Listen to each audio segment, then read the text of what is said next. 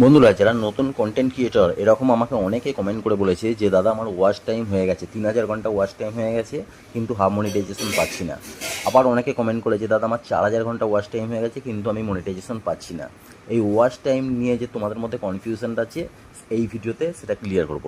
ধরো এই আমার চ্যানেল, এই চ্যানেলের মধ্যে আমার এখানে ওয়াচ টাইম দেখা যাচ্ছে, দেখো ওয়াচ টাইম এখানে দেখা যাচ্ছে। তো এই ওয়াচ টাইমেতে জাস্ট একবার ক্লিক করব। ক্লিক করার পর এখানে যে ওয়াচ টাইমটা দেখা যাচ্ছে, আবার এখানে এর ওপরেই আবার একবার ক্লিক করছি।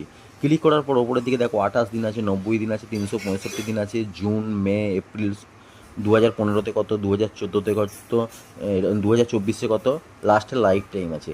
এই লাইফ টাইমটাতে যখন আমি ক্লিক করলাম, দেখো এখানে আমার ওয়াচ টাইম কত দেখাচ্ছে, 10,142 ঘন্টা। তোমরা এই লাইফ টাইমের ওয়াচ টাইমটা দেখে তোমরা বললো যে আমার 3000 ঘন্টা ওয়াচ টাইম হয়ে গেছে বা 4000 ঘন্টা ওয়াচ টাইম হয়ে গেছে। এইটা কিন্তু ইউটিউব দেখে না। ইউটিউব কোনটা দেখে? ইউটিউব দেখে তোমার 365 দিনে, 365 ডেজ যেখানে লেখা আছে, এই 365 দিনে লাস্ট 365 দিনে তোমার কত ওয়াচ টাইম হয়েছে।